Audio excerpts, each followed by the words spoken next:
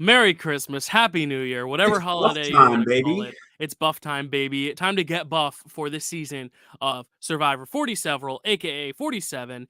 And we are here. We have finished the perm. We lost a casualty. We almost lost another one, maybe due to heat stroke or panic attack or both. And we have all lost our minds because Jeff Probst 2 days ago posted an article saying that John Lovett is one of the greatest storytellers we've ever had on the show. And everyone went, oh, well, I guess he's making it deep. And my logic for putting him higher in my ranking was I thought he could be out early, but he has such a great positive experience about this season. He's going on the record saying he loved his time out there. He must go far.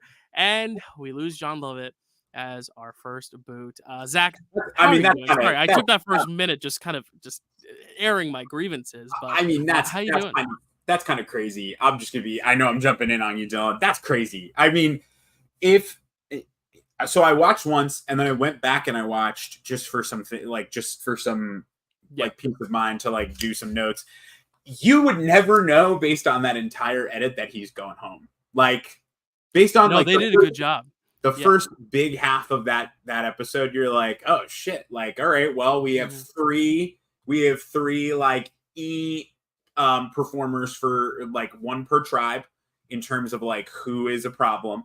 The end of that episode looks like Andy's going home because everybody is like a little like Rachel's fed up with them. You think like, oh well, it's gotta go one way. And then a full blindside on probably like one of their better people who would like in a swap scenario or a merge scenario be a way better advocate for them as yeah, we'll talk about this move because like I think there's a lot of pluses to getting John out right now. And there's also a lot of cons to getting John out right now. But I do think it's a very nuanced conversation. First off, welcome to Recipe for Reality. Hi, everyone. We just got right into it because there was a lot to talk about. And when I say like we're disappointed, right before I press record, I was like, here we go. I'm depressed or whatever.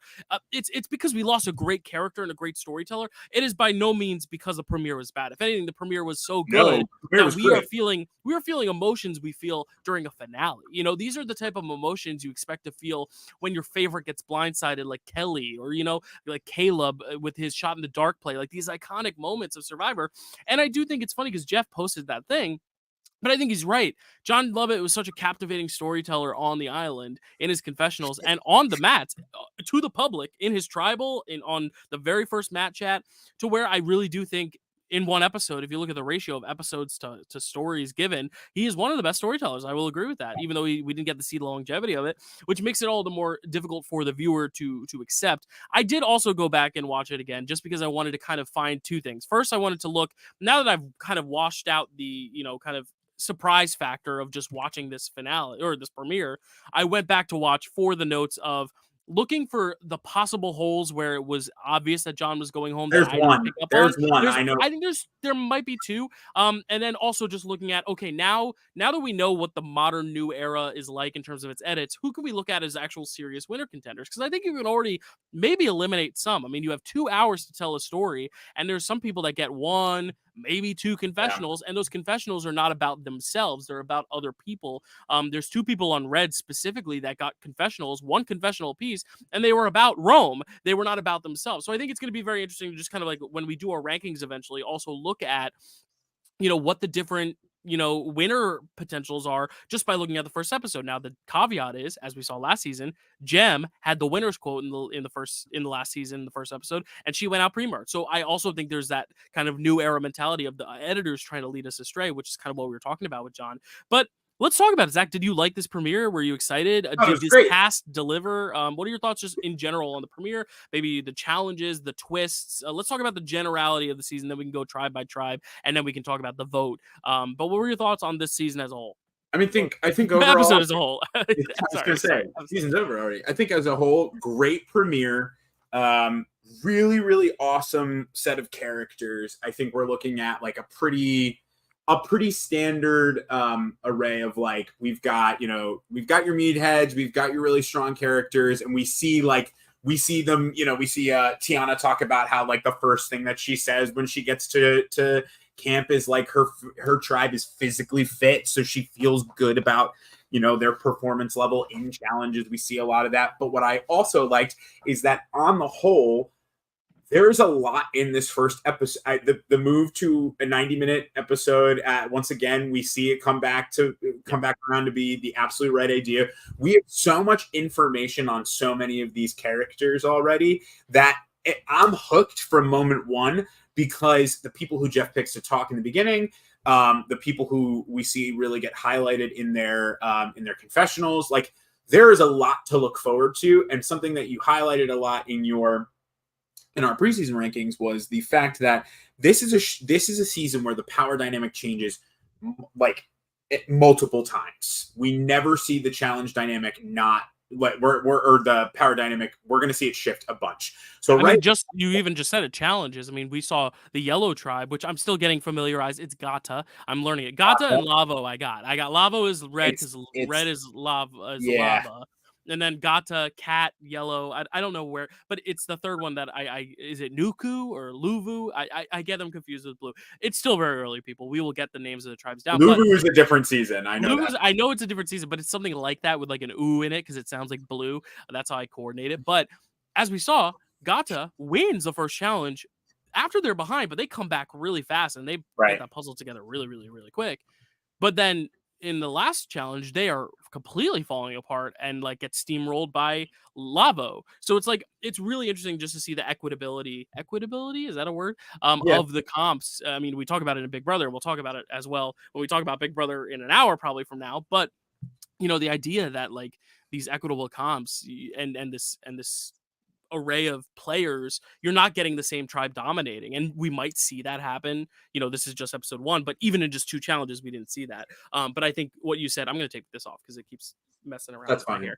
But continue your point, Zach, about just the tribes and the power. No, but I mean, there's a lot, because I'm not 100% sure where, like, even in doing my rankings, like there are people with idols, but I don't necessarily know if they play their idol, because they feel pretty safe in their dynamic. We have people who we had so many back and forths about, like, Teeny talks about like putting Asia in the 4 versus putting Rome in the 4, or putting Keyshawn in the 4, which was like such a good idea. Is that going to put her on top? Like, is that going to be something that really? So like, I think we have a lot to look at. The thing that right now is kind of throwing me for a loop is I don't know.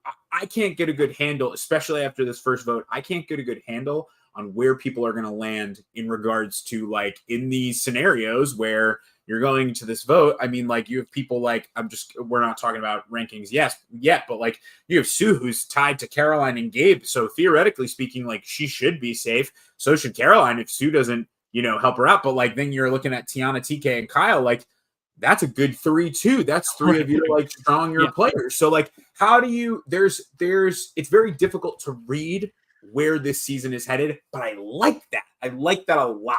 I want that.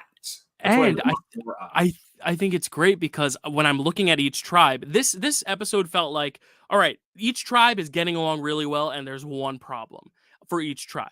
Right. But the problem on blue is Gabe. He has an idol. The problem on red is Rome. He has an idol. The problem on yellow is Andy. He survives this with no votes at Tribal Council, which was crazy. We'll talk about. And in the preview, we see the line where Sam's like, oh my God, I was shocked by the information Gabe told me. Or Andy told me. My guess is Andy is probably going to be the one to find the idol. And that kind of goes to what Jeff was saying preseason about all these like power shifts. That's probably what's going to happen. You have Andy who's lying on the ground basically saying, I'm out, I'm out, I'm out. I think he's going to find Idol next week, just based on the preview. Again, the red herring of the preview, we can never know. But it's like, how do you put together a ranking and like say who's at the top, who's on the bottom, when if you put the people on the bottom of each tribe, Gabe, Rome, and Andy, and 2 of the 3 of them have idols, it's like it can't be as easy as that. And then you start to look at, okay, who are the people who are either attached to them? We heard Genevieve talking positively about Rome. She's the only one who talked positively about Rome. You have Caroline pointing out that the guys are coming together on blue, and she seemed to be the antagonist of that. But also she's tied with Sue, and there's positives there. So I really don't know who the counter would be in these scenarios. And then you have Rome, putting out Asia's name, but all her tribe loves Asia. Asia and Teeny have the whole tribe wrapped around their fingers. So it really is fascinating to watch all these different players because I feel like everyone's targeting everyone, but everyone has some sort of protection either by numbers or idols right now. But also the idols are very interesting too because like Gabe now has it for 3 tribals. Rome, I couldn't really.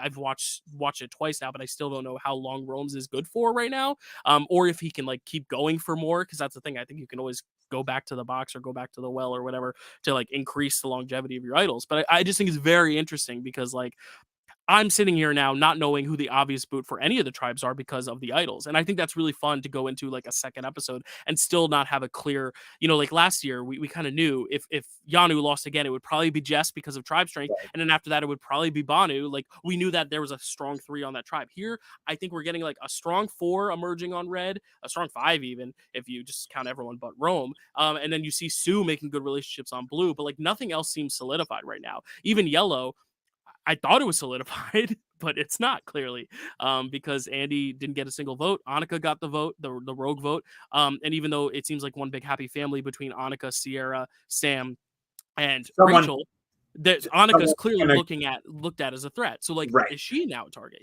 So what tribe do you want to start with? Just breaking down the dynamics. I think we should start with blue since there's less to talk about with blue. Yeah, we can start with blue. It was kind of the Gabe and TK show. Obviously, TK went, got the supplies. I thought it was great seeing him in Asia there. I wish we had gotten a little bit more strategy talk with TK and Asia because in preseason, they were 2 people who were looking at each other. Like TK wanted to work with Asia because he liked her hair. I was waiting to see them kind of like make some sort of pact. They didn't really. It was all about the challenge, getting the supplies and swimming out. I like how Asia tried to tackle him in the water. But as we saw, Caroline kind of pointed out, the guys are kind of clicking up together, but Gabe has other plans. He has Sue in his back pocket, supposedly, and he has an idol worth 3 tribals, which is good. I like how he didn't go further for the longevity of the idol because he was like, you know what, better to get it now and secure it for 3 votes because all it takes is 2 votes and you're out, and then you're like, I wish I had it for the 3.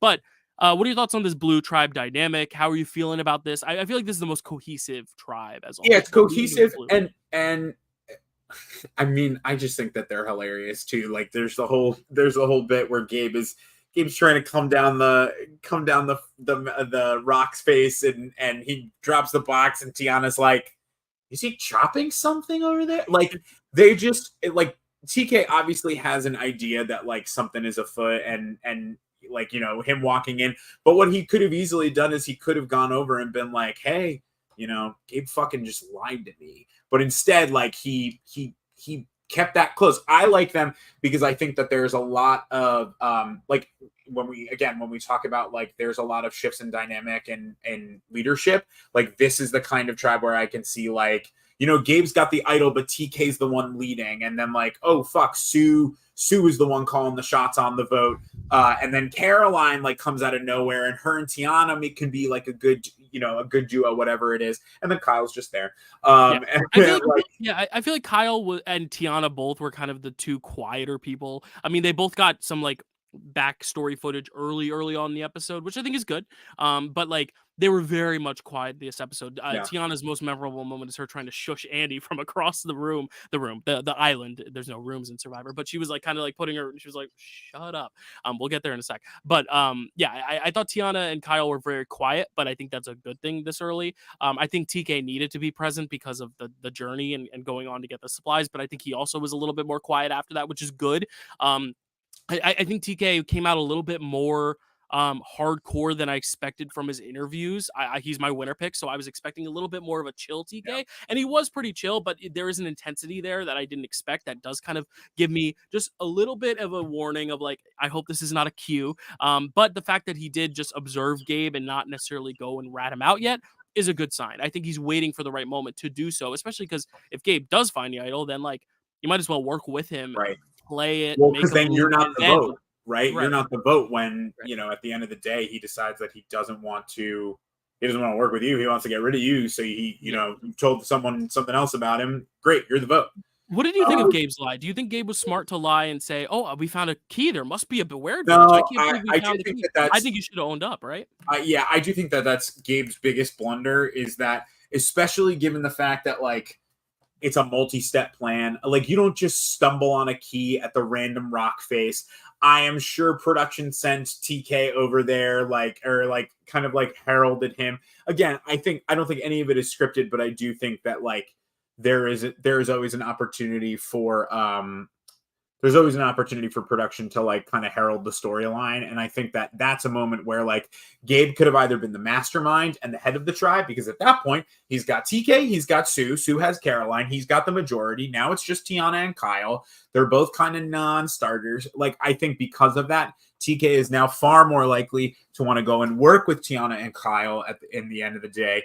And I would, there's a world where they blindside Gabe. Like, he has this idol to use at 3 tribals, but if he doesn't use it at the first, and that's when they decide to take him out, and he doesn't even catch a whiff of it, they don't need much to make it happen, right? Like, all they need is 3 votes, and they can tie with 3 votes, but even so, Sue, I don't think would turn on Gabe right now, but Caroline, I think clearly would. Caroline's looking at the boys. She's not. Yeah, I was going to say, Caroline has that whole bit where she's like, I'm looking at and if Gabe's gone, that frees up Sue for Caroline. Like, that is a 100%. It is.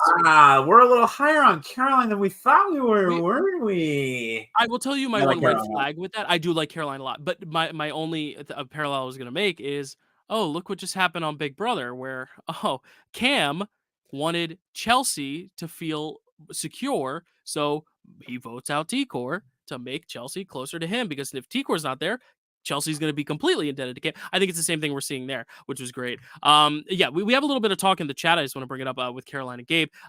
Slater says, yes, go Caroline. Don't trust Gabe. Michael says Gabe is a Spencer wannabe. Very true.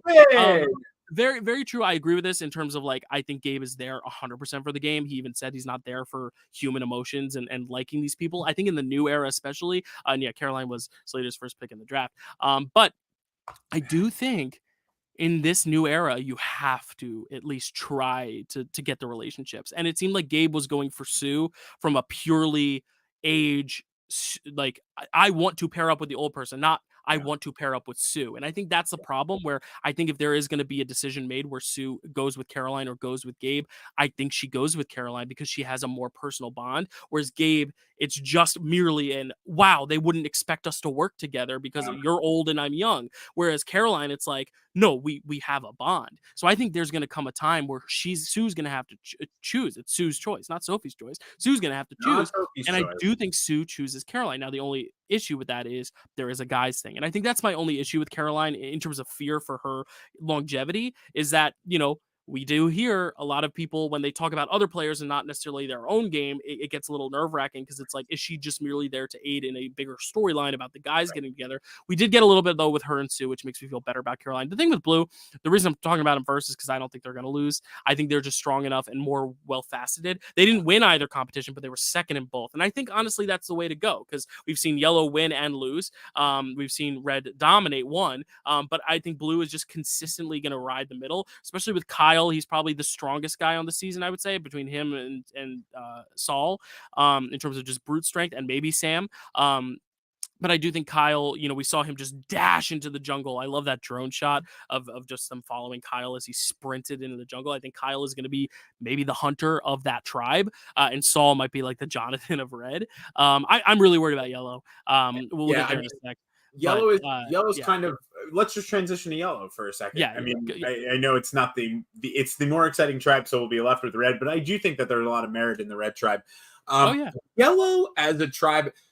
I mean, we can get it out of the way, right? Like Andy's random, like, getting up in the middle of the night, deciding that I understood the, like, sorry, I sorry to cut you off, but, like, okay. That I understand the paranoia of, like, it's your first night or first few nights, right. You can't sleep because you're still paranoid. You don't, because the whole thing is, when you don't go to tribal, you don't necessarily know where you fit in. I understand that. It's the then at the challenge, and I know there was also a heat element involved. He overheated, but I think that was more so for his panic attack and mental stress than it was actually overheating. I think it led for his body to shut down in general. But I do think that nighttime thing, fine. I think it was the way Rachel responded, being like, yo, it's too early to be, like, talking at night while the rest of the tribe listens. Like, I should go back to bed. I think that's really what set him off. And like, I think the waking up was super warranted, not being able to sleep. It was the then reading into it too much afterwards, which I think really bit him Right. in the ass. But again, he doesn't get any votes. So I think he was able to well acquaint himself, or it's just a reason where like Well, everyone else is like feels like they can control him, I guess, more than they can do so one John, of you know? and I mean one of the things too is that like what we're talking about the holes where like you could potentially see how it's happening. One of the first things that we see when they get back to camp is that they're not like, oh, Andy's going and talking to John. It's they say no, John just took Andy, right? Like so they I can see a world where they're like, don't get rid of Andy because Andy is like Andy has Andy's just a number. John's the mastermind, right? So Mhm. I get it. I think Rachel, it might be a good move for Rachel because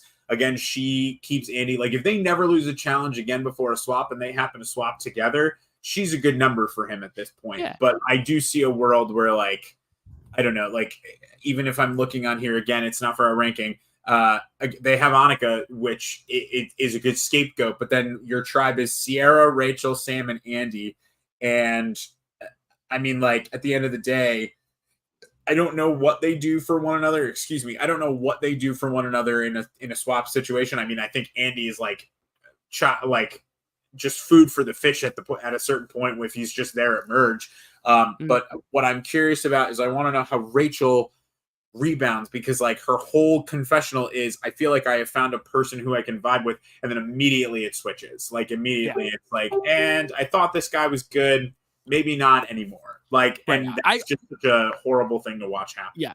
I think before the Andy meltdown at the challenge, the vote on John makes so much sense because it was very clear he was older. And I think that was the first red flag, right? Is where he's like saying, I'm realizing that I'm on a tribe with a lot of young people. I think that was the first tell to show us that John is on the outs of this group of six. That it's not Andy, it's John. The problem is Andy thinks it's him. And I think that was the thing is like I think if you have the vote right then and there, it's even an easier John vote. I think the John blindside comes in the fact that Andy has this blow up, but I think when you just boil it down to the dynamics, I just think John was not vibing with that tribe. And I think that's where I give the kudos to the editors because the editors made us believe like, everyone loves John. He knows Vine. He's fitting in well. But I really do think we didn't see as much on the island as we were led to believe. I really just think it was probably a struggle for him to really just kind of like keep up with the younger people. And not to say he's super old, but like there is a very clear generational gap. Also, he is just so far along in his career and his life. And like he doesn't need this, as we've said. Like this is something fun. He doesn't need this though. He's got a lot going on, especially this year that he can focus on that. Like he didn't need this. And I do think a lot of other people, there was that divide in age and just type of temperament. I think he was almost a little too lax. I think John, we expected him to go in and kind of be just like playing so hard out the gate. And he played hard in a sense, but I also think he was just so casual and laid back that he didn't fight enough to stay. And I do think the big red flag after that was going against Annika because I get it. You want to shape Andy, take him under your wing, and make him a better player, because then you can get the credit for that later. If you're sitting next to him, it's an easy beat. But the problem is you're throwing out Annika's name and like you see how influential she is in the camp. She's helping everyone build the shelter. She's showing everyone the coconut Mhm. stuff. And immediately Sam says no. And I think that was the second red flag where I was like, yeah, I don't think it's working out for John because Sam immediately noted. He didn't say, okay, I'll think about it. It was just immediately no. And I think Right. that's the problem is I think if John had gone 100% in on Andy and just said, you know what? I want Andy out now. And he had kept up with the plan of the girls putting John's name out there. I genuinely think John survives if he's able to just to say like we got to go for Andy. I think the problem is he pivoted it to Annika and Sierra, Rachel, and Sam did not like that. And I wouldn't be surprised if there's a scene that we just didn't see as a viewer where Sam goes to Annika and says, "John's throwing your name out there, Annika. We got to get him out." I think that is what happened that we didn't see, and I really am curious to see if we get these interviews from other people like Annika, like Rachel, like Sierra, if that conversation happened, because I very well could see that being the case. Because I really do think everyone probably after that challenge is like, okay, Andy's the boot. But I think as soon as Annika hears that her name's being said, Right. yeah, and Michael even said it too. Yeah, I'm sure Sam told Annika that John said her name. I 100% believe that because there's no other reason for everyone, including Andy, to vote John. Andy voting for John shows that the whole tribe was on the plan, and we never Yeah. saw Andy getting in on that plan either. So I think there was a lot of stuff we didn't see, I which kudos to the editors for keeping it unpredictable. As you said, it was a really fun blindside for the viewers. But I do think watching it back, I'm like, no, there's definitely a lot more that happened that we didn't see that led to John being a unanimous vote. But then I also wonder, like, why didn't John play the shot in the dark? And I think it's just because he said, like, if he's going to go out, he's going to have this one perfect episode and just like try his best. And, that could have been a third red flag. Maybe you read into that too much, but because he was hyped up as this great storyteller, I didn't read too much into that quote. But yeah, it's very unfortunate, but I think that's kind of what happened there. I don't have anything. I think the only thing I have to add is just on Sam as a Sam on just like his edit this episode. Dude's very confident that he's going to do well in this game. And like, I do think that like in regards to something like Survivor, confidence is always key. However, something that we talked about, Dylan, was this like potential blind side for Sam later on down the line. I predicted a blind side for Sam very early on in the preseason, but I am not sure if I agree with that anymore. I don't know I don't agree with that, but what I do agree with is I do think that at a certain point, depending on swaps, depending on merge, depending on what's happened until then, because again, we're going to see power shifts. I can see a world where he's a little too cocky and kind of throws himself under the bus. And what we have seen is that the girls are willing to stick together. And because the girls are willing to stick together, all it's going to take is just one accident from him to make. And I can see it. Like, I can see a slip of the tongue, a figure, him thinking one thing or having an idea about something, saying it to the wrong person, thinking that he's in better with Sierra or Rachel than maybe he actually is. And all they need to do, I mean, if they go to a tribal and, let's say Andy doesn't get this idol and like he throws out the idea of like, well, maybe we should get rid of Annika. Like, we're not like a huge, I like what she's doing, but like, whatever. All they have to do is turn the vote on him. They have majority now. Like, I think his game is one I'm interested to watch because I think that he is in a spot where, played right, he can be the brain of the season. Mm-hmm. Played wrong, he's gone before merge even happens. Yeah, I could see a world where he flames out quickly, which is what I predicted in the preseason. But I also think just like he was giving us the winner quotes so much tonight. He was like, "I'm not the wolf in sheep's clothing. I'm the wolf in wolf's clothing," which is like such a cocky statement. But he's saying that to us. He's not saying that to his tribe. And I think that's the thing. Right. Is the key segment to me was the key about the glue, where he's like, "I'm the glue guy. You never want to be the biggest best person. You never want to be the worst. You want to be the glue in the middle." And then we see that segment where he's like, "Maybe we should do this," and the girls are like. That. And the girls are like, "No, we already did that." He's like, "Oh, you're one step ahead of me." I think the Sam we're seeing in Confessional is different than the Sam that is being seen by his tribe. And I think that's why I think I'm going to be wrong in the end. And I think he's going to go a lot further than I expected him. I expected him to be the second episode boot just because I was getting the vibe that he'd come out the gate too strong, too cocky. But and that's not what we're seeing. I did think I thought John would go with the women and vote out Sam, even though he's a big guy. But I honestly think Andy is what I think Sam was in my brain going into the season, which is Andy's going to be the one who maybe not as much of a Banu because like I think he'll get his act together in challenges. I think he'll be a little bit more active strategically, but I do see him being that type of person that everyone's like, God, this guy, almost like Patrick, if from anyone listening, from Heroes versus Healers versus Hustlers, like where it's just like, you're strong, but like you're driving us nuts. And I do worry, just based on the preview, that that's going to continue to happen for Andy. But the good thing is there's idols and there's advantages. And there is, according to Jeff, a lot of power shifts this season. That's what he's teased. So I do think there is a world where Andy can bounce back, but I don't think it'll be at the expense of Sam. I think he's in a really good spot there. And we'll talk about our rankings soon. But I just want to hit on Red real quick. Asia immediately called out by Rome for being the one to go out on the journey. And you could hear all of Survivor Twitter just like igniting against Rome as like, F you, dude, Asia. But he has a point. You go on the journey, you are isolating yourself on that very first day. It's dangerous. But because of her tribe, she integrated herself so well to where she had the entire tribe following her, like the kids, the Lost Boys and Peter Pan, walking through the jungle after follow the leader to chase after Rome. And then the editing is so good sometimes because then the person who calls her out for alienating herself by volunteering to go on the journey is the one who ends up the entire episode alienating himself. Yeah. It's so Rome, I know you watched our first one. I'm sure you'll watch another. Please, for the love of God, dude, tell me that you don't do that the whole season because I want to watch you go far, but I'll be so honest, you're not in my top 8. You're not in my top 8 right now. You're not in my top 10 either. You're not in my top 10, but I love and care about you. You're pretty low. In terms of predictions, I still like Rome. I think that's the thing, is like the only one I dislike now, and it's not because I dislike the dude either, but on the island is Andy, because I just think, I was such a John fan. I was so rooting for him. It was so cool to see his presence on the island. He was spitting so many great confessionals, and I just think it would have been really cool to see John navigate this game. Yes. But I do think Andy, has potential to bounce back. It's just right now I'm like the most out on Andy, only because I'm like, if this is what we're going to get every episode, it's going to become tiring in the way that Banu was for some people. Not necessarily for me. I didn't mind the Banu stuff as much because I knew his time was limited. But like Andy, I think he has the potential to bounce back. But right now, he's the only one that I left the premiere being like, that might have been a dud. But again, it's a new era. Anything can happen. And, I think with Red, it's so interesting because Rome, and yes, he listened to our show. He commented last week. Thank you, Rome. That's really cool. First person on one of these shows to reach out and comment, which is really, really cool.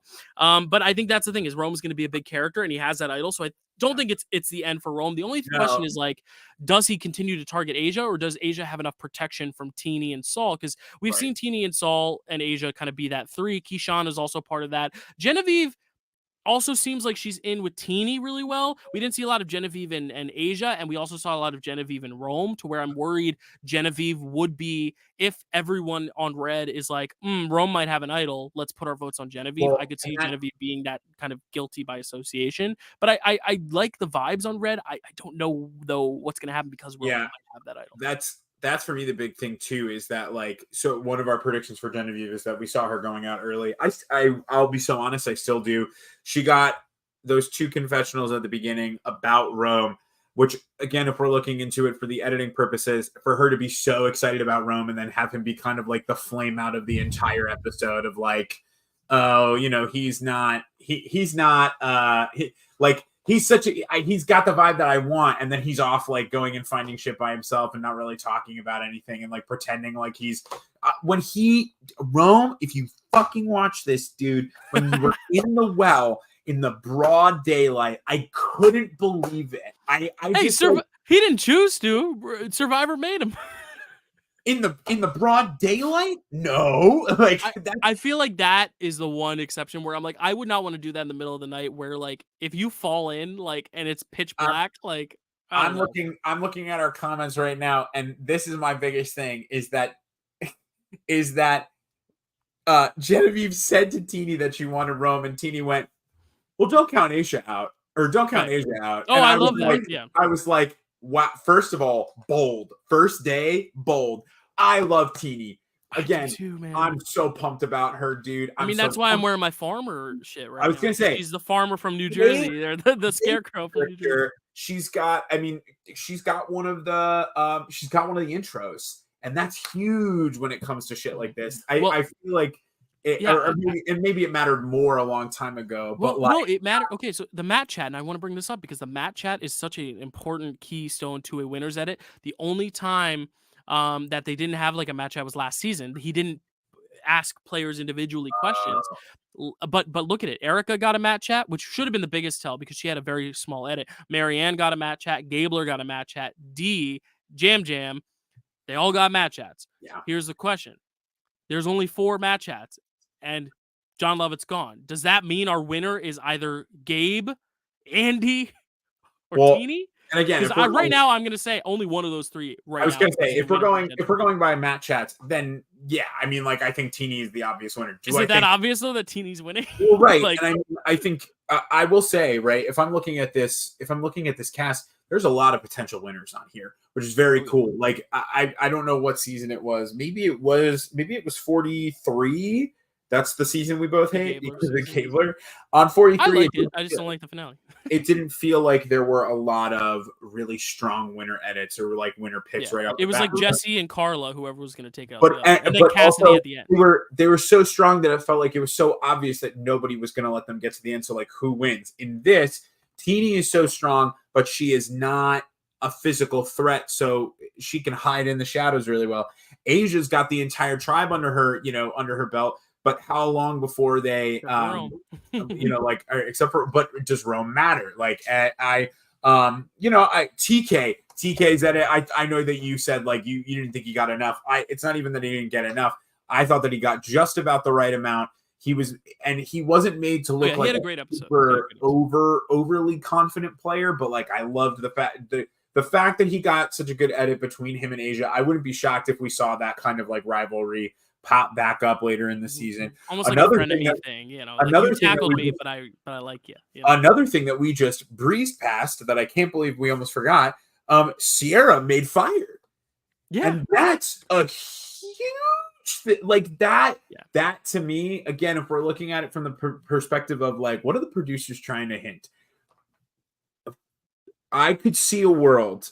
We didn't get like a whole lot of Sierra. Like I'm not high on Sierra. We got the least amount of anyone on Yellow. She was the smallest edit. I'm not I'm not high on her as a potential pick, but what I am high on is the idea of like they have set her up to be able to win fire at 4, and that could potentially be her moment. Like again, we didn't get a lot from Erica pretty much until halfway. That I don't. If I'm looking at her tribe, right? She's not going over Annika. She's not going over Andy. She's probably not even going over Sam at this point. Yeah, and she's Sam's number 1, supposedly. Like, we saw a lot of them dictating the strategy. Because it was like Annika and Rachel, and then John and Andy, and then Sam and Sierra. It was like if she gets far, there's a world where she absolutely goes to 4. Yeah. I could see it. Especially, like, given how strong Sam might be. What if she takes out Sam on fire? I was gonna say, just like that, it's poetic, right? Like this idea of like the wolf in wolf's clothing. Yeah. You know, he's right there in front of your face the whole time, and she said, "I know, I'm gonna burn it." Like, I feel like it's so hard to look so ahead. But I think you're right. I think in terms of winner edits, like who we've seen some good stuff from. I think anyone who was showed in like that opening montage, we can kind of add to like the Matt chat group where like Asia got a really good package about her backstory with all those photos, and you know they showed the shirt of her wearing the Jam Jam shirt, the photo of her wearing the Jam Jam shirt. Kyle got a nice little backstory about like growing up in foster care.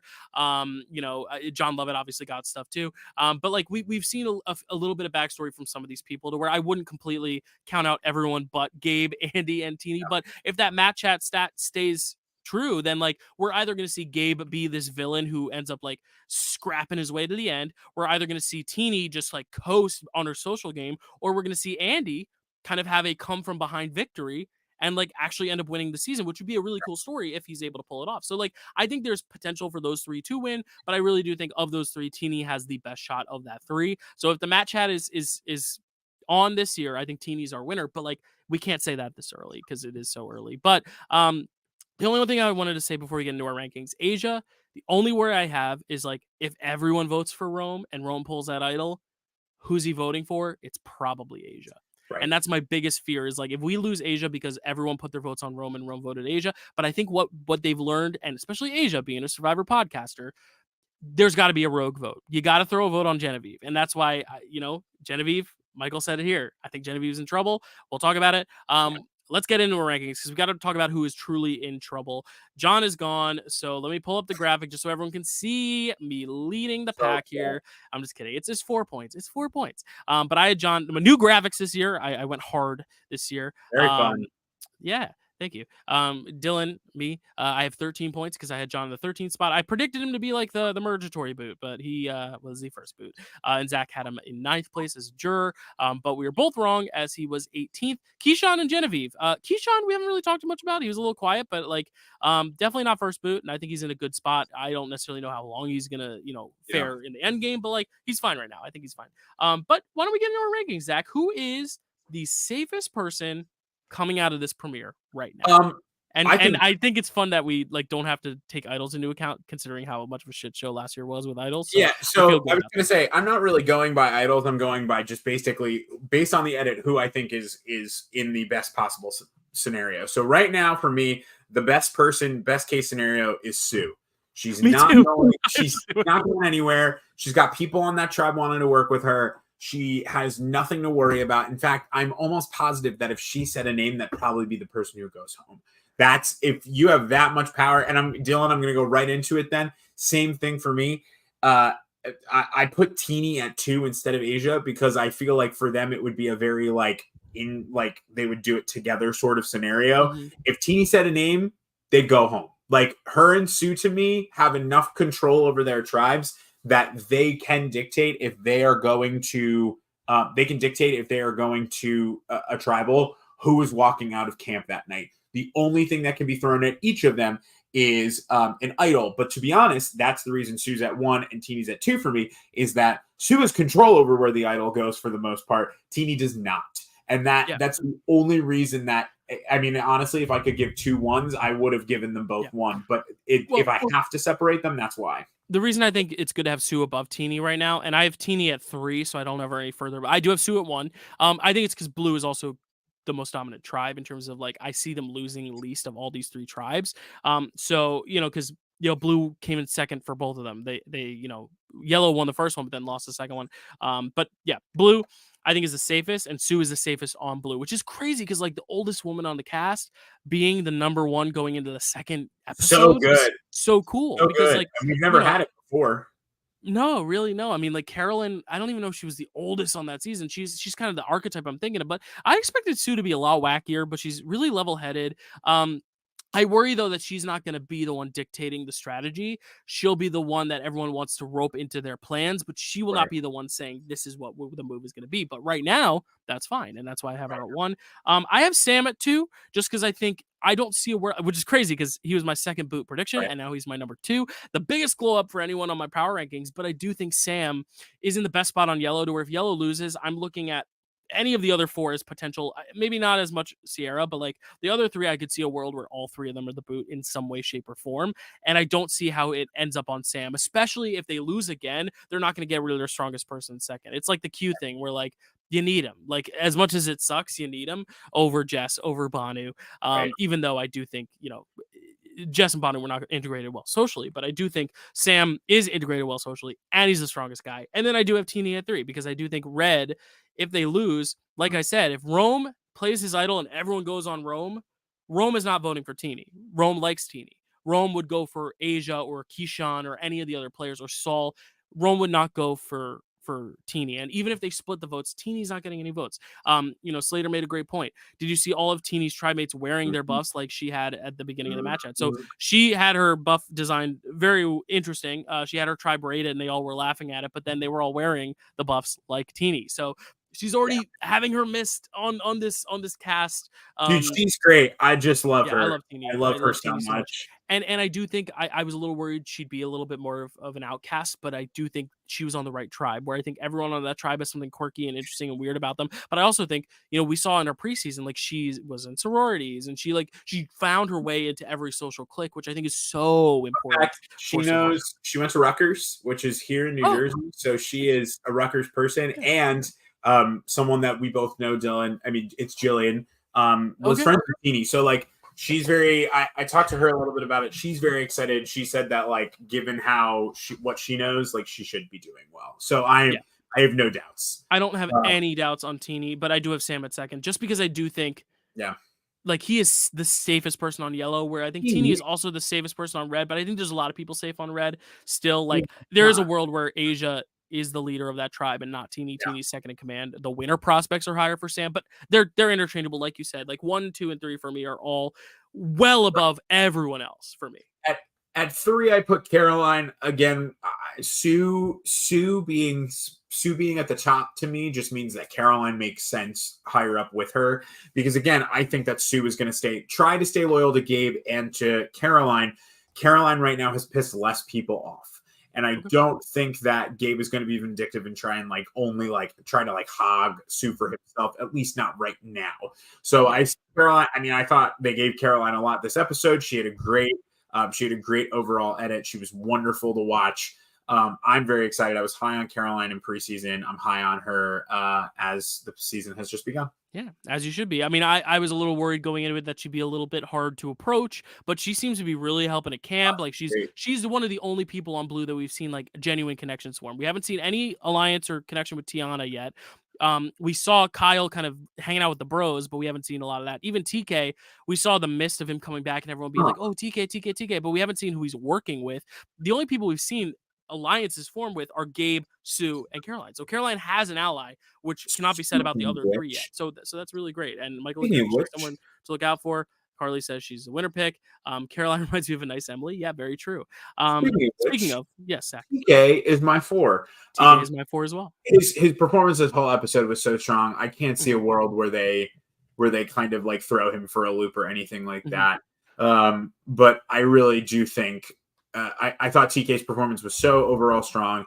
He will be. I have the belief he will end up being a great leader. I think what he's doing right now is he's just integrating himself into what makes sense for him. But again, I don't think he's the person that again, if Gabe pulls out an idol, they're not voting TK. TK got them the supplies. They're probably going to vote somebody else. And I'll say who, but not until we get to them. Yeah, no worries. I have TK at 4 as well. I think going into this season, I expect him to be so laid back, but I do think his intensity is still so engaging. People love his energy. They're feeding off of it. When he's in the water, like kind of wiping all the mud off, they're all just like circled around him, huddled around him. My only worry with him would be if Caroline's like, we got to split up the boys and he's the center of it. But like, kind of like the Sam thing with the glue. He's the glue. He's someone that if you want to disarm the boys, you get rid of him. But like, he's also the glue for your tribe. So you can't do that right now. Later on, like merge hits, I'm a little worried for TK because I do think he's someone who is that glue for a lot of the men on the season. But I think right now, I think he's okay. I really have no worry to believe that he would be going home anytime soon. And at number 5, for similar reasons, just because I think that is the strongest tribe. And this is, from my eyes, based on the first challenge, the strongest person on that tribe, I have Kyle. Because I just think Kyle, there's no reason if he's the second boot, you're going to have Kyle have this really sweet, endearing, speech at the beginning about him growing up in foster care and then like make him invisible for the rest of the episode. Like, I think there's a reason why we got that tease because he's going to be an end game player, but like, why are you getting rid of your strongest person right now? But Zach's making a face, which makes me think he has Kyle a lot lower. Okay. We'll talk about Kyle later, I guess.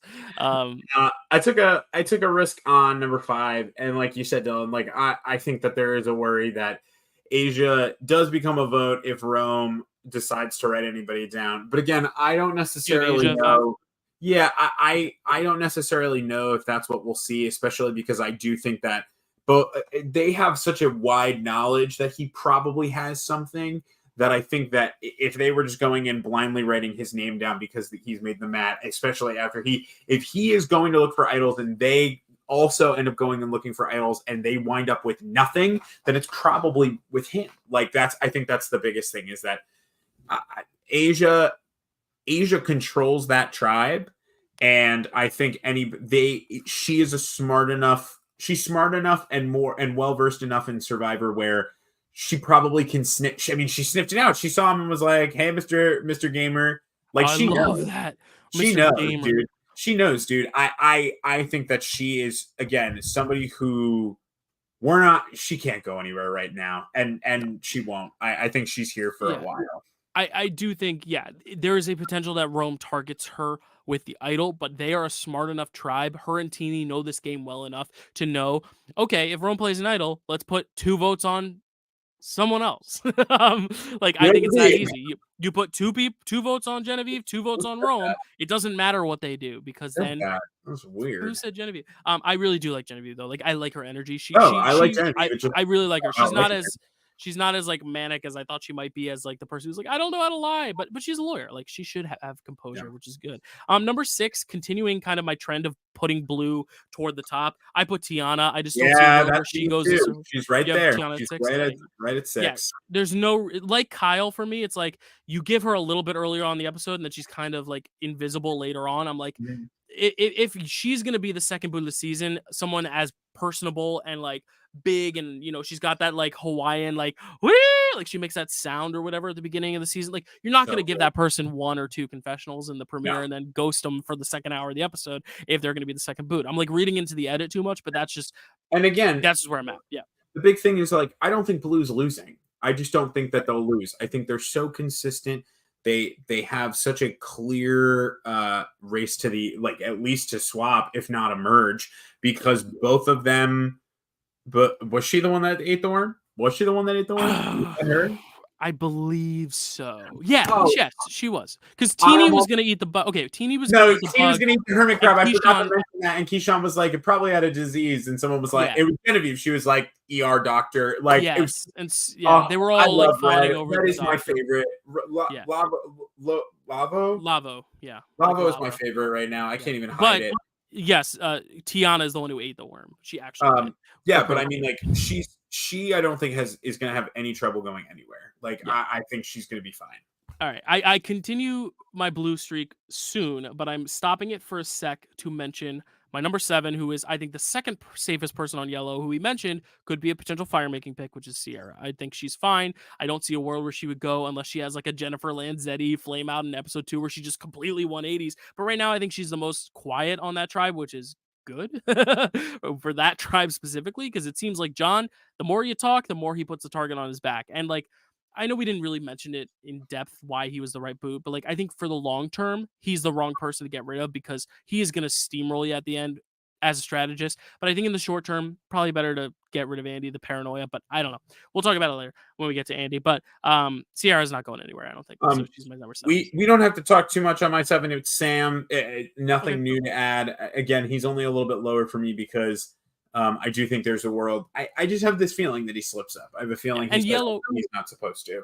And yellow is weaker, as we've seen a little bit, unless you're on puzzles. And like Sam's not the puzzle guy. The puzzle people are Annika and Rachel, I believe. But I do think there is a world where they keep losing and they become Lulu. I still think Sam's okay if that's the case. I think Sam and Sierra would make it out of that if that's the case. But I do worry if yellow keeps losing, there's gonna just come a time. But I hope we don't have a Lulu situation here. I hope we I don't think so. disperse the losses a little bit. Even if it's just red, yellow, that's at least better than one tribe Right. losing everything.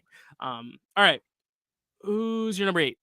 Number 8, very excited about him. I liked him a lot. Soul, number 8. He is a perfect middle ground for me. Again, he's not in. Oh, he's my number 8 too. Sorry, I'm looking at my list. Perfect. He's my number 8. Is he in the 4? Yeah. So it's very interesting because so originally the 4 was Genevieve came up to Teeny and said, "Let's do me, you, Keyshawn, and Rome." So it was everyone but Saul and Asia. Teeny said, "Let's bring Asia into the fold." So then it became everyone but Rome and Saul. But then when we saw them like kind of on the beach together gathering, it was not Teeny, Genevieve, Asia, and Keyshawn. So it was everyone but, so it's kind of molded from like Saul and Asia being on the outs to Saul and Rome being on the outs to now it seems like Rome and Genevieve are on the outs. I think Saul is the 4th of that 4. I think Keyshawn, Teeny, and Asia are the core. But I think Saul, we saw him, he's a tank in that challenge. Like he's my number 8 too, because I just think if Red loses next to Teeny, he's got to be safe because like you need him for the strength. He is a bull. He was taking that puzzle thing when they got on the shore and just like tanking it. He's massive in a good way, and I think he's going to be fine. The only problem is like he got a very quiet episode, which makes me think he's not winning, but like he could be a finalist. I was going to say he might not be winning, but I don't remember where I had him. I think I had him going out at like 5 or 6 or something like that. I could see him getting that far. Could see him being a finalist and being that kind of like 0 vote, 1 vote scenario. It'll be interesting. And number 9, I'm back on my yellow, right? So I'll do my 9 and my 10 back to back because they're both yellow, and it's Rachel and Sierra. Okay. Rachel's attachment or like link to Andy, I feel like is going to be sort of non-existent in a little bit. I mean, it's pretty non-existent as it is right now. Yeah, right. So, but I do think that, and I put her above.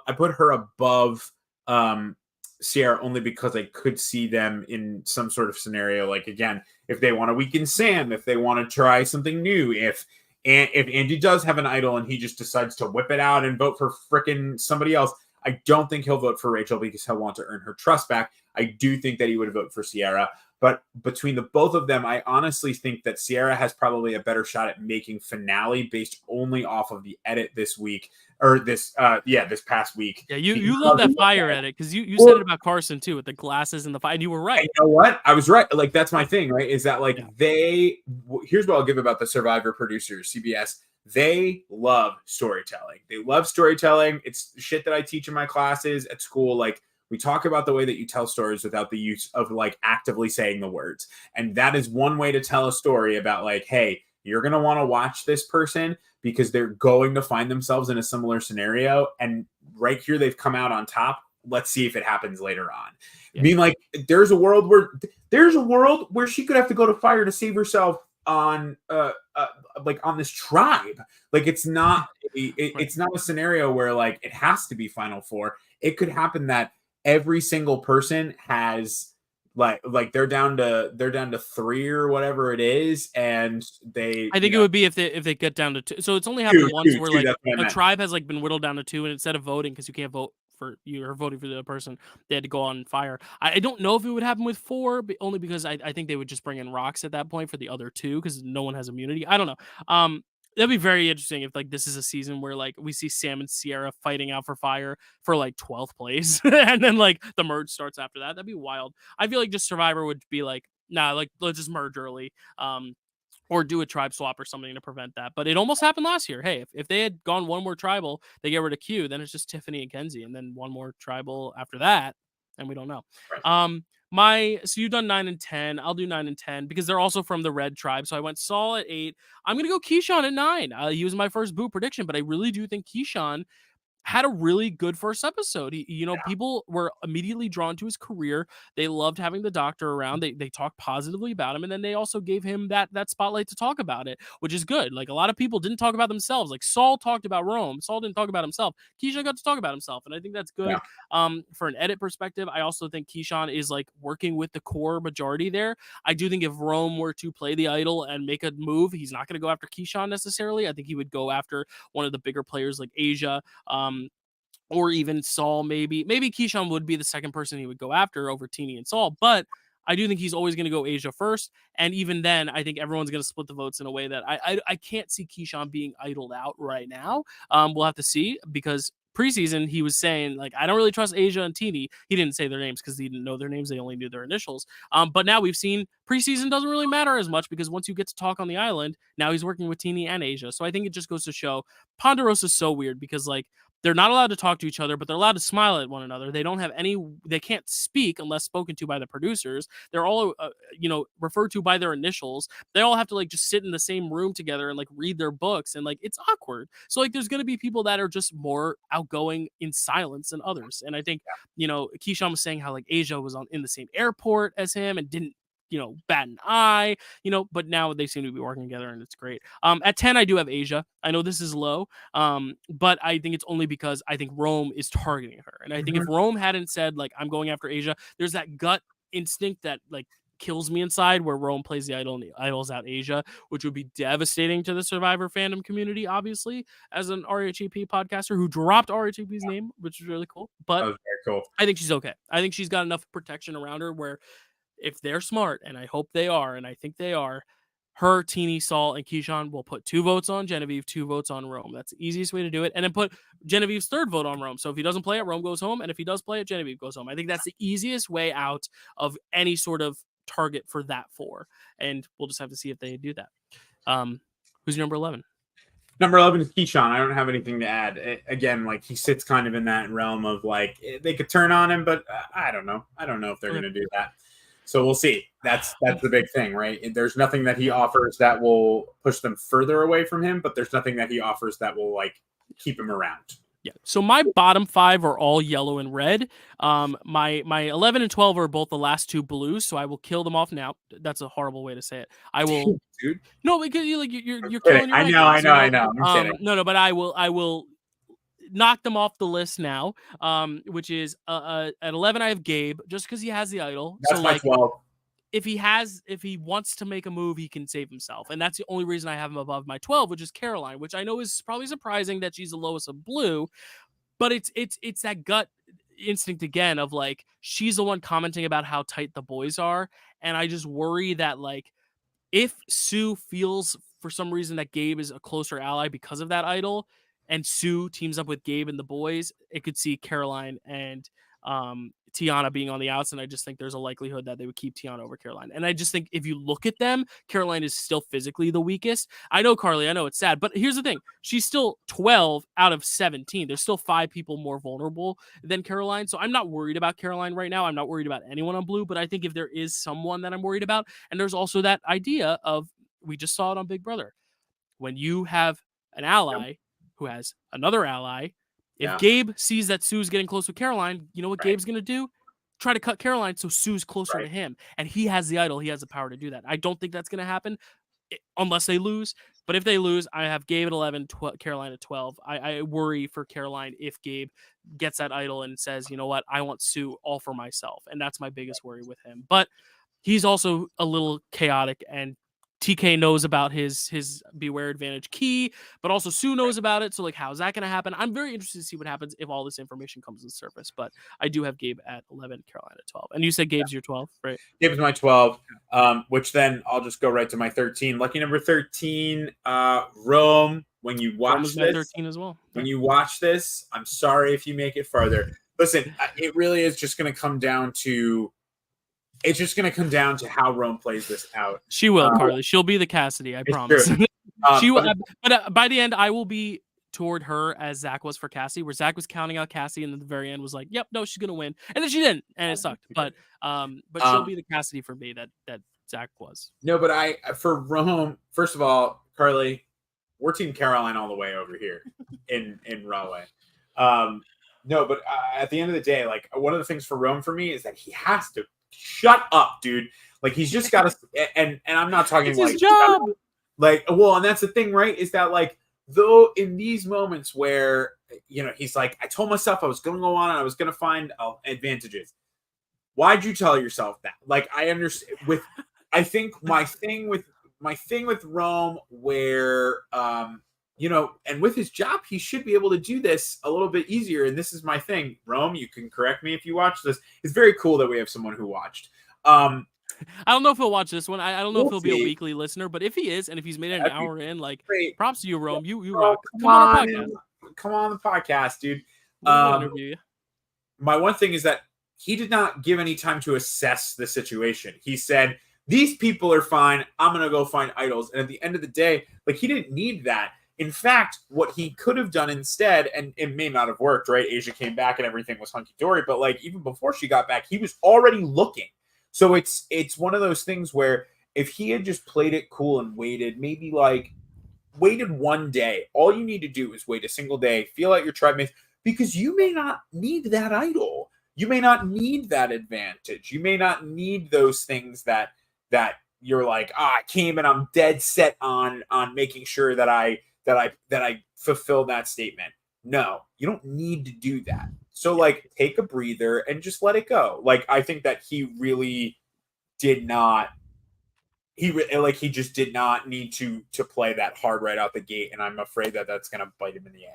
Well, and he had the best idea of I'll wait till nighttime to do it. That was perfect. Then you know what? Wait for night for the next step and the next step. I think I made the only point of like going into the water well and like bobbing for apples in the middle of the night is dangerous. You hit your head, you drown. That's a problem. That's a liability. I wonder if production was like, you have to do that during the day. Also, it made for an amazing shot of his legs just sticking out of the well. Hilarious. I wonder what dragon troll he found down there. But I do think Rome is playing very intense, and I worry that we're not getting any positivity from him from an edit perspective to where I could see him being the person that the edit likes to dunk on. Whereas Gabe, even, they're still giving that glimmer of positivity, even though he went into the game wanting to not make friends. We're still seeing that connection with Sue. Whereas Rome, we're not getting a lot of that. We're talking about Genevieve liking Rome because she likes his energy. He's drinking from the coconut like a water fountain. But like, I do think the bonds and relationships we're not seeing reciprocated the other way. We're seeing Rome say, I feel good about Teeny, but like Teeny doesn't feel good about Rome. So I'm worried for Rome, but I do think with that idol, he's safer than my 14, who is Genevieve. I spoiler alert, I have all three bottoms yellow because I think yellow is going to lose again. Again, these are not our rankings for how we think the season's going to go. It's just who is the safest right now. And I think right now yellow is the most vulnerable. So I have the bottom three are all yellow, which puts Genevieve at 14. I just think if they do go to tribal, I think they split their votes between Rome and Genevieve. And if Rome plays his idol, Genevieve goes home. I think it's as simple as that. As sad as that is, because I really do like Genevieve. Carly even says Genevieve wasn't half bad. I agree, but I worry for Genevieve. I've worried for her since the preseason from her interviews, but I worry for her even more now seeing how her tribe dynamics are shaking out, and that she seems to be the one kind of getting left behind as Asia comes into the fold, as Saul comes into the fold. So I'm worried for Genevieve. All right. So Dylan, at 14, I put Kyle. And I really only put Kyle here because I don't he's purple. You know He's what I mean? the most purple right now. Yeah, He's purple. So him and in the Skull. fact that am I wearing purple right now? Is this blue or purple? This is purple. We That's got purple. Great. We're So unbiased. We're not wearing a specific tribe's buffs. true. We're going neutral. We're a mix of red and blue and a These little were my yellow. birthdays. These were my birthday things. It's very fun. We will eventually, once we monetize this channel, by the way, we are going to open up merch and we're going to have a recipe for reality buff someday. So be on the lookout. Hopefully in the next few months, we're going to get sharing with your monetized. friends so we can do that. But my thing with Kyle is that just like if I'm looking at the entire blue tribe, everyone else to me screams important to the season and Kyle doesn't. And I can see him going out early as again, like if Gabe just I can see a rogue vote getting thrown on Kyle just because like Caroline decides instead of PK, she decides to do Kyle. Like, it's one of those things. I have nothing against him. I loved his story and I loved his place in the edit on Wednesday. There just wasn't enough. So I put him low. I know it's maybe not like the ideal thing to do, but I figured that made the most sense. And then I have sandwiched in between. I have a yellow sandwich, 2 yellows sandwiching my final red. Okay, and your final red is Genevieve, so I'm assuming she's your 16. She is so my which 16. yellow is at the bottom and which yellow is at number 15? What do you I'm very think? curious. What do you think my 15 is? Well, why don't I do my 15 first, so we can see if we have the same 2 bottom yellows? Because you've said her name, I haven't yet. I have Rachel at 15. My only worry is that she is guilty by association with Andy. Right. Everyone saw them up at night together, and my biggest worry is that they're all going to say like, "Well, Rachel and Andy." And my worry is if he does like find an idol and he's public about it, like they all just go, "Well, let's get Rachel because she's close to Andy," the way John was close to Andy, but. I don't think that's going to happen, but for that reason, because a lot of the story with Rachel was like, I need to get distance from Andy, and the problem is Andy keeps inching closer, and I worry that Rachel is going to be the collateral damage in the way. X. That's what Annika said. Yeah. And the thing is, I think we saw it with Jenny. It was so sad in 42 where Daniel was a paranoid freak and Chanel and Jenny took the brunt and took the problem, that ended up backfiring on them. And I could see Rachel being that robbed pre-merge goddess where it's like, damn, she had a shot, but Andy ruined her shot. I don't think that's going to happen. But for that reason, I have her in my bottom 3 at 15. But my bottom 2 in alphabetical order right now are Andy and Annika. I will not tell you who's in 16, who's in 17, because I want to hear you first. We both have Andy and Annika at the bottom. You have Genevieve in the middle of them, but who is going to be your 15th prediction and who is going to be your 17th prediction? At 15, I have Annika. Okay. Is it different? We are different. Okay. I'll explain it. Yeah. My reason is, again, I mean, there is a world where they could just fully turn on her and be like, you know what? Instead of let's waste Andy's idol and just get Annika out. I could see it. They're a smart enough tribe to do that. My problem is that we're talking about it. No, we're talking about it as if Andy has an idol. We don't know. I just from the preview, we're gathering that it might be the case. And my thing is, again, I don't know if I can't fathom a world where it's that obvious. I could also see a world where one of the other people, like he tells them about finding it, and he's not going to take it because it's going to. Like, oh, you got to help me find it so I don't lose my vote. And then they trick, like, there's so many different things I could see this happening. Brandon and Sabaya. I mean, we can see everything. But I think Annika would probably make it at least one more week. I think it's a little too early for her to go home. And again, we could see a Banu situation with Andy where, like, we're like, all right, he's got to go home. But I do just think that they know. I think this was an out of the kindness of our heart, let's try again. We'll get rid of the person who we think was kind of like your little lackey, or you were the lackey of, and we'll give you an opportunity to do this yourself. But I don't think they're going to give him that same courtesy again. And I don't know if he finds that idol. Yeah. The reason I have Andy so low, I have him at 16. I do have Annika at 17. I'll explain that in a sec. But I think Andy, it's kind of like the Bonu thing, like you said. Like, if he is not in your like final 4, like has this great redemption arc, then he's gone in the next few episodes. I don't think there's a world where he's booted between like 14th place and 5th place. I think he's either top 4 and it's this huge redemption story, or he's one of the next 4 boots. I think that's where Andy's floor and ceiling are. He has a high floor, low ceiling, nothing in the middle, no house to stand on. So I do think if they just go with the Banu approach or the Brandon Donlin approach from Lulu, where it's just like we just got to trim the fat, then I do think Andy goes. But there could be a redemption arc there. And I do think if he is the one to find the idol and cause up chaos, I could see it being somewhere where, like, you know, every time you tried to go after Andy, it ended up kind of like Emily flipping. It's like, you try to get out Emily, oh, but Hannah quit. You try to get out Emily, but Brandon's weaker. You try to get out Emily, oh, but Sabaya and her idol and Caleb flipped. And then you keep trying to get out Emily and you can't until she's in the end. And then you love her. And then she's having this redemption arc.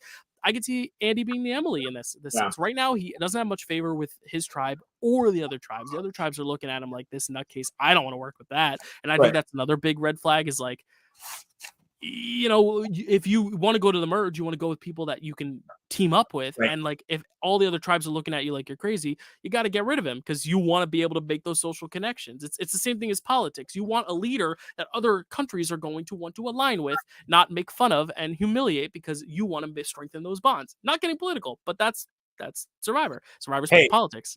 Really quick. I don't know if we've ever had this many people watching Recipe for Reality at one time before.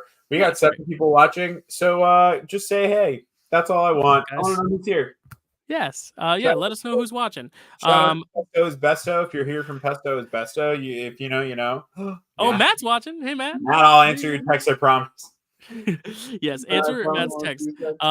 But so I do have Annika last. I also think the thing with Annika is that she is getting framed to be a lot bigger of a threat than she is. I think she's great. I think she's doing amazingly well. But the fact that Tribal, that they brought up that she was the leader and she was like, please don't do that. Please don't bring that up.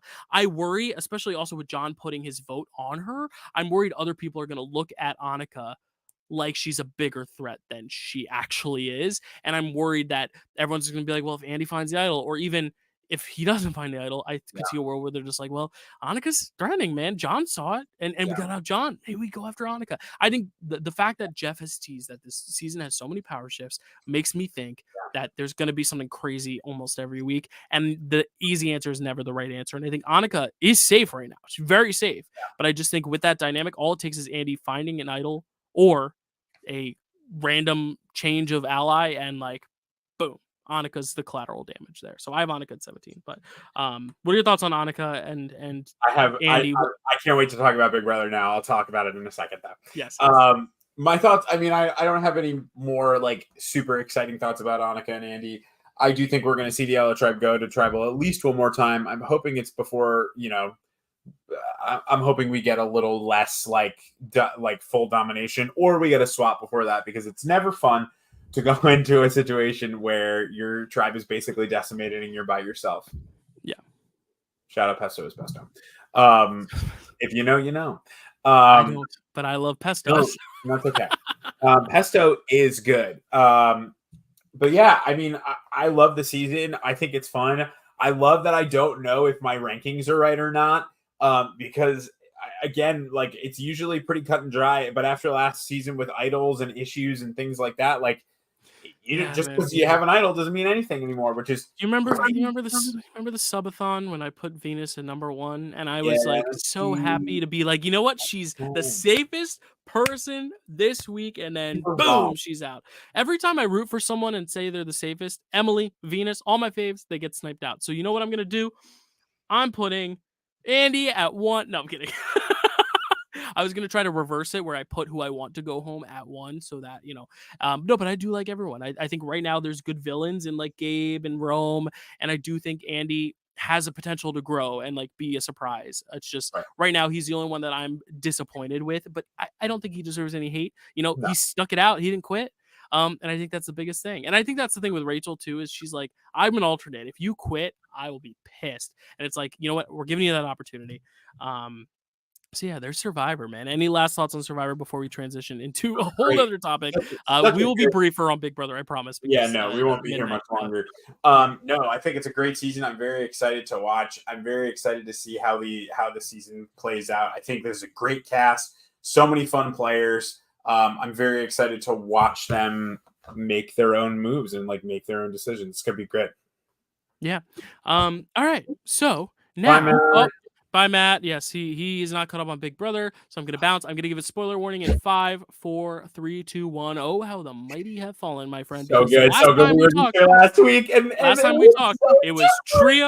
trio and trio held together by this unbreakable bond of Chelsea New and T4, trio. and They Leah break and up. Angela were on the outs, and we said, you know what? The most interesting outcome is a Leah HOH, and what the fuck happened, Zach? Babe, We wake got a up. Leah HOH. Babe, wake up. New trio dropped. So good. So good. Such a Wait, good who's week the of new Big trio Brother. then? Are we talking about? Are we talking So about Mackenzie, Angela, and Leah? I was gonna say what we were looking at going into the week was Taking the buff off because it's Big Brother. we were looking at Quinn walking out of the house, right? Quinn walking out of the house, Leah being on the absolute outs, her and Angela voting for chemo to walk out the door, having no idea kind of what's going on. Or not no idea, but like knowing that they're kind of beat and this is what they're looking at. And then what we said the best case scenario was a Leah or Angela HOH. And not only do we get a Leah or Angela, not only do we get a Leah HOH, we get a Leah Jankie veto and we get an Angela veto. And we see Leah can't use her Jankie veto, which is horrible. And I would have been very excited. But honestly, I'm thrilled because now the other thing that we're looking at is, and these are sort of like the big heavy hits for the week. So first things first is that we're looking at the crumble of the trio that was T-Core, Rubina, and Chemo. Which needed to be split up. They were tight, even though Chemo was saying, like, we're not good at challenges. It's like, but we're three people voting together, and the other trio is cracking apart. So you got to go for the stronger trio. And the other trio is cracking apart, but also in one foul swoop, they've cracked that trio beyond, because I don't know if you saw, Dylan, or if you were keeping up on Twitter, but Angela let Rubina know that Chemo was looking to have the veto used. What was it? T-Core asked to have the veto used on Chemo or something like that. Basically, what she did was, oh my gosh, I'll look it up. I'll find it while you talk. But Angela fractured Rubina and Chemo's bond as well. There's something specific that was said where now it was like, Angela said something to Rubina, and Rubina immediately was like, I didn't know that. And it had to do with T-Core. So let me see if I can talk about your thoughts. Well, that's interesting. So what we saw in the episode was obviously like the question first of like, do I go after one trio entirely, or do I take a shot at the two heads of the trios being Chelsea and T-Core? And I thought it was really cool when they both win the vetoes, because it's like you have the potential to potentially put up T-Core and Chelsea. We were saying from the top that would be the smartest move, because then you guarantee that a power player goes home. The issue about keeping T-Core up with Rubina or putting Rubina and Chemo up against each other is that Rubina and Chemo are not power players. They're pawns. They're soldiers for the captain. You put up T-Core, you put up Chelsea, you're getting out a big threat. And I'm glad that that Cam and Chelsea and Mackenzie all voted out T-Core, because I do think T-Core is the strongest player of that trio, and it was smart to get her out. But there was a world 48 hours ago where they were fighting to get those votes from Cam and Chelsea, and that it was going to be a 3-2, and that T-Core was going to stay. And I think it's just so cool that we got, a power shift to where T-Core, as much as I love her, I think she's an amazing player socially, kind of didn't fight as hard as I thought she would have this week. But I think it's because she was just so fed up with Angela, and obviously the janky twist was insufferable to many people, and it made it hard to enjoy anything or have passion about anything out there. But I do think taking the shot at T-Core was absolutely the right move. I do think it would have, honestly, in retrospect, I wanted it to happen in the moment where she put up Chelsea and T-Core next to each other, but I think it would have been a mistake, because now Chelsea still doesn't know that she's the target. Because here's the thing. Leah wins that game and gets to use the janky veto and puts up Chelsea. Whoever wins between T-Core and Chelsea, whoever stays, is coming after Leah hard. And right now, I think there's still people coming after Leah hard. I think the rest of the trio, Rubina and Chemo, would probably be coming after Leah hard. I could see a world where Chelsea comes for Leah hard. I don't think Mackenzie or Cam would right now. I think they're going to go for Angela hard. But the thing is, right now, you still didn't nominate Chelsea, so she's still a little unassuming to where you can still pull off the blind side on Chelsea if Angela were to win this HOH. And we still don't know yet what the outcome of the HOH is going to be. It doesn't look correct. What? That's incorrect. Wait, we really know the answer?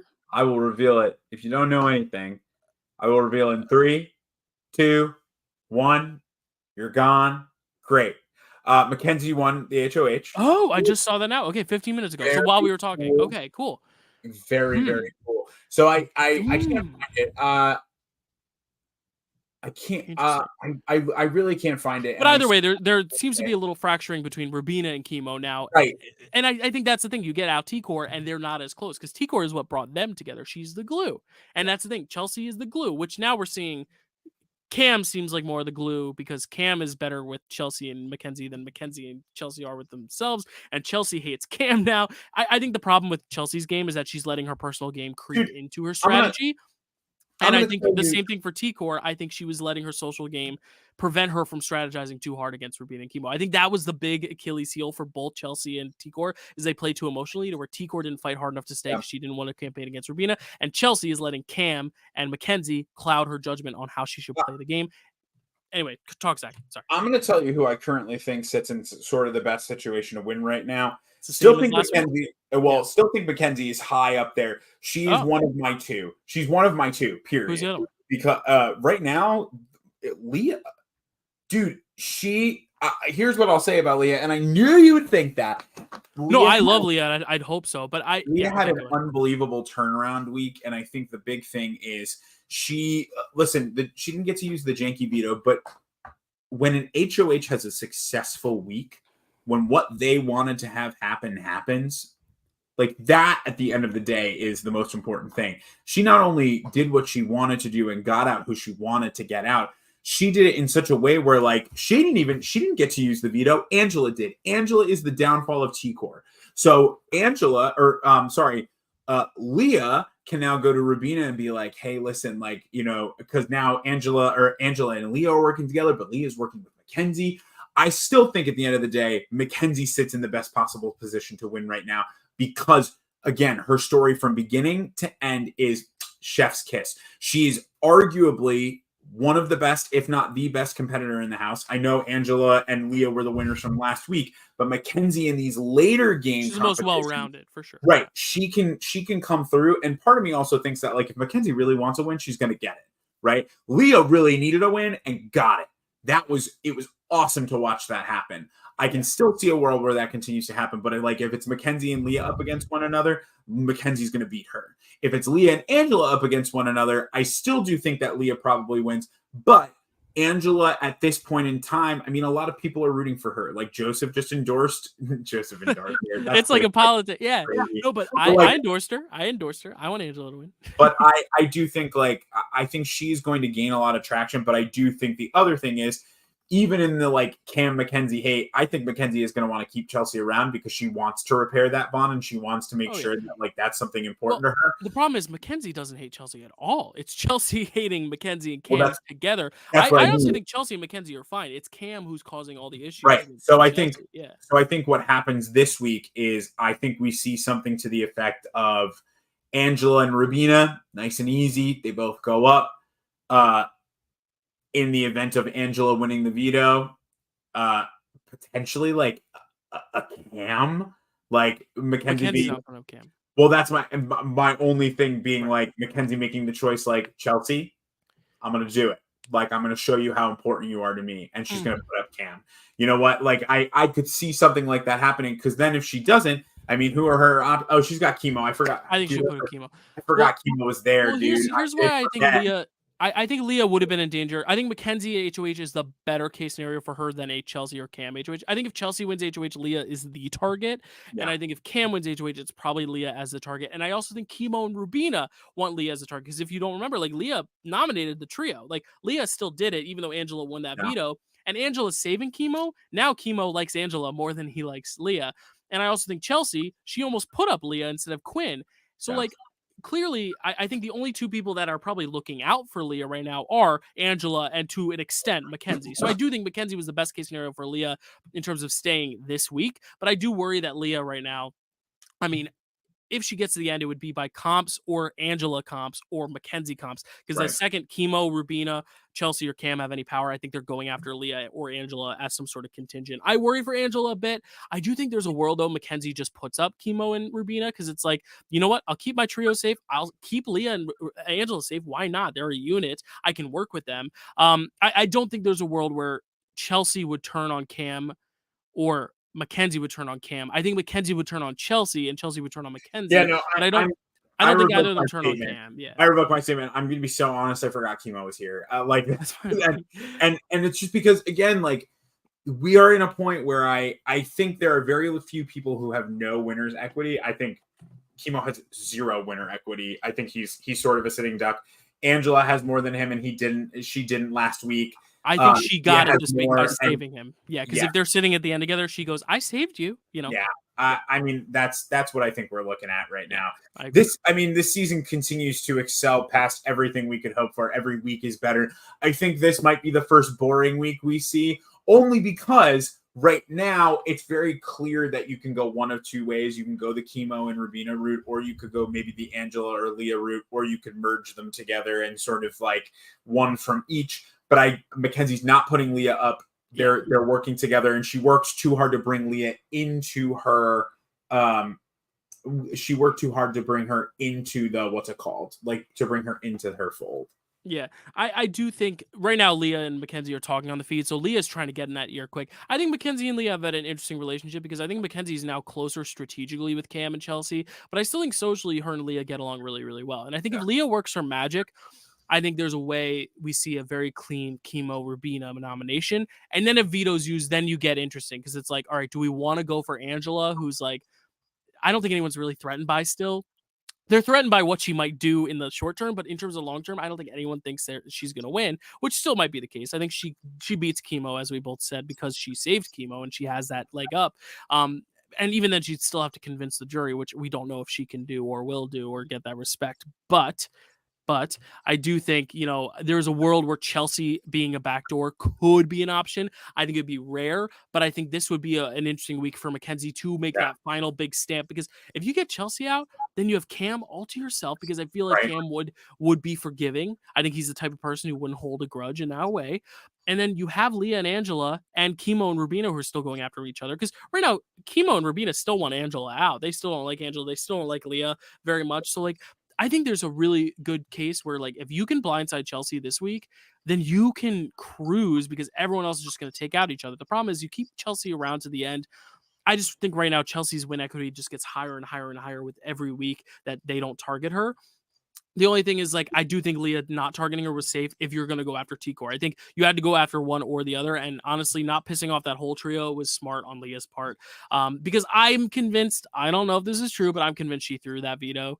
There's no way, through the Jankie game, because it was weird where, they played the veto, but then she had to play another game to activate the veto, and it was the easiest carnival game. She had to knock down 5 bottles. There were 9 bottles.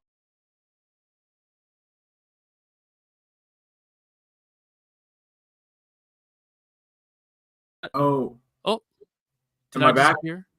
You're back. Yeah, I kind of went away too for a second. I think it was me. Okay, we both kind of it was the whole stream. It was the whole stream. The whole stream went dead. It's okay. Are you? We're lined up. We're good. We're back. We're back. Yeah, just making sure. I'm gonna listen to make sure my my audio is still working here. Yep, audio works. Okay, I'm just checking. I was just listening on my own YouTube. But yeah, I think it's gonna be very interesting now. I do think just the saddest part of all this is that Jankie week, as interesting as it was, and again, keeping things fresh, keeping things new, keeping things unpredictable.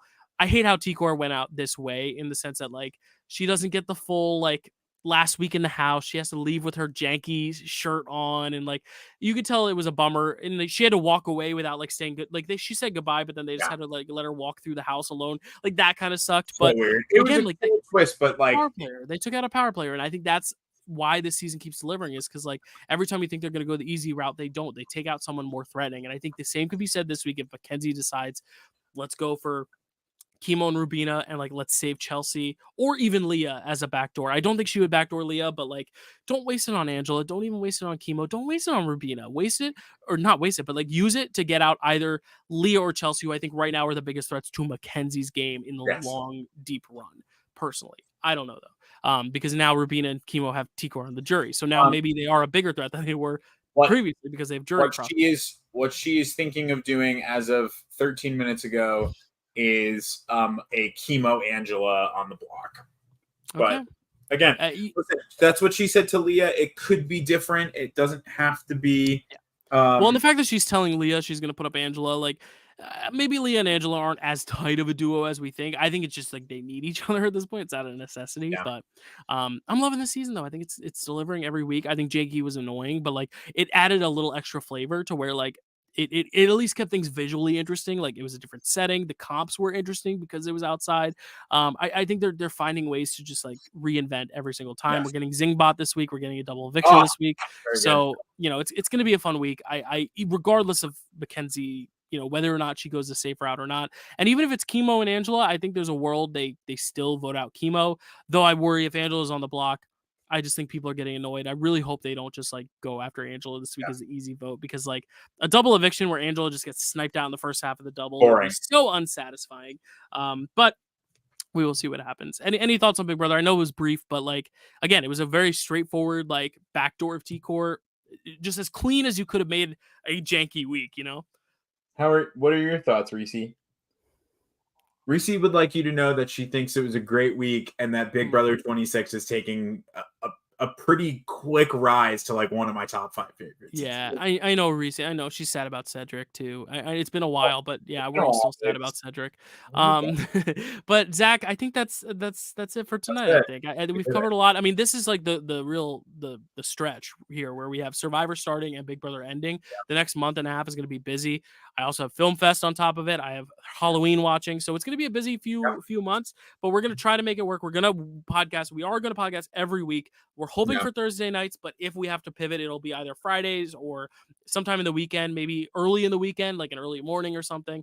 We will make it work, though. I'm going to make it my obligation to be better at scheduling early enough and making sure, because Zach's the one with a busy schedule, but I've got to be the one to reach out in the first place. So I'm going to do better on my end, hoping to get it together. But it's been just so exciting. These 2 episodes. This week of Big Brother paired with this opening of Survivor just has me so excited that we're like back in the cream of the creme de la creme, So I'm very excited.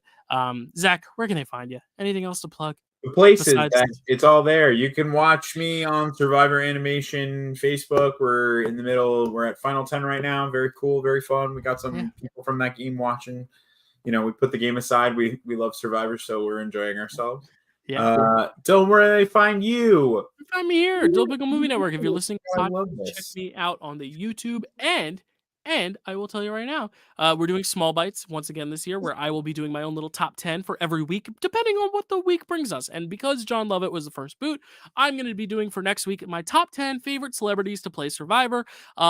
Not necessarily how well I thought they did, because John Lovett was one of my what you love, but like just who I enjoyed watching. There's going to be some mentions of new players, old players, but I'm going to be mentioning my top 10 favorite celebrities to play the game on Small Bites next week. Otherwise, thank you for watching. Matt and I did a big 4-hour-long episode where we inducted who our top 100 returnees for Survivor 50 should be considered by Jeff to be.